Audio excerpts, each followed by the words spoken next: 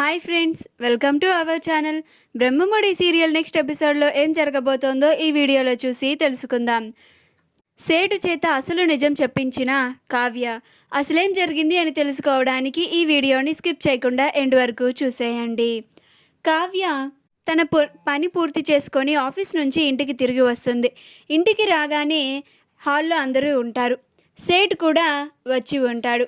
అప్పుడు కావ్య, ఏంటి సేటు ఇంత ఉదయాన్నే వచ్చారు అని అంటుంది.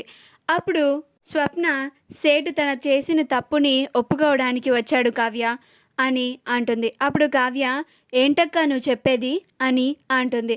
అప్పుడు స్వప్న, అవును కావ్య, సేటు ఆస్తి పేపర్స్ మీద నా చేత దొంగతనంగా సంతకం చేయించి ఆ పేపర్స్ని తీసుకున్నాడని తన తప్పుని ఒప్పుకున్నాడు అని అంటుంది. అప్పుడు సేటు, అవునమ్మా, ఈ భక్తురాలిని నేను ఇంకా ఒక్క రూపాయి కూడా అడగను.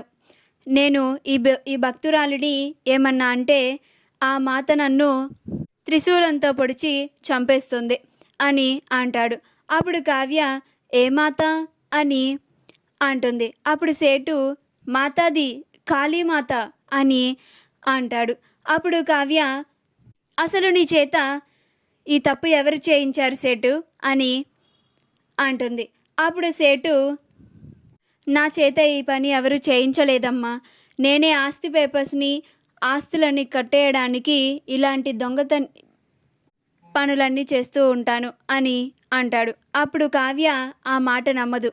నువ్వు చెప్పిన మాటలు నేను నమ్మను, దయచేసి నిజం చెప్పండి అని అంటుంది. అప్పుడు సేటు, నేను నిజాన్నే చెప్తున్నానమ్మా, నా మాట నమ్మండి అని అంటాడు. అప్పుడు కావ్య, ఇప్పుడు మీరు మర్యాదగా నిజాన్ని చెప్తారా లేదా పోలీసులకి మిమ్మల్ని అప్పచెప్పమంటారా అని అంటుంది.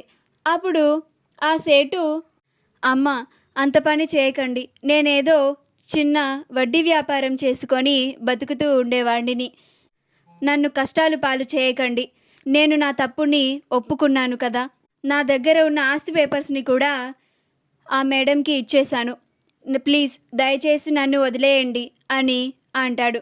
అప్పుడు కావ్య, నువ్వు నిజం చెప్పేంత వరకు నిన్నిక్కడి నుంచి వెళ్ళనిచ్చేదే లేదు అని అంటుంది.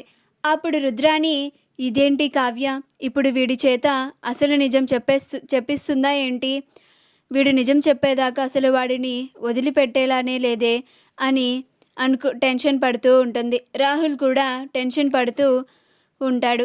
అలా రుద్రాణి రాహుల్ ఇద్దరు ఒకళ్ళ మొహం ఒకళ్ళు చూసుకుంటూ ఉంటారు, ఎక్కడ వాళ్ళ పేర్లు బయటికి వస్తాయో అని, ఎక్కడ సేటు అసలు నిజం చెప్పేస్తాడో అని.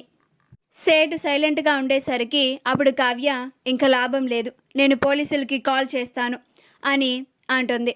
అప్పుడు సేటు, అమ్మ, అంత పని చేయకండి, నేను మీ కాళ్ళు పట్టుకుంటాను అని అంటాడు. అప్పుడు కావ్య, మీరు నా కాళ్ళు కాదు పట్టుకోవాల్సింది, మా అక్క కాళ్ళు, మా అక్కని మోసం చేసిన వాళ్ళ పేర్లు మీరు ఇప్పుడే బయట పెట్టాల్సిందే అని అంటుంది. అప్పుడు సేటు రుద్రాణి రాహుల్ వైపు చూస్తూ ఉంటాడు. అప్పుడు రాహుల్, చెప్తే నిన్ను చంపేస్తాను అన్నట్లుగా సేటుకి సైగలు చేస్తాడు.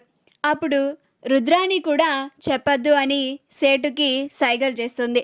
అప్పుడు సేటు, నా మాట ఎందుకు వినడం లేదమ్మా మీరు, నిజంగానే నా వెనక ఎవ్వరూ లేరు, నేనే ఈ తప్పుని చేశాను అని అంటాడు.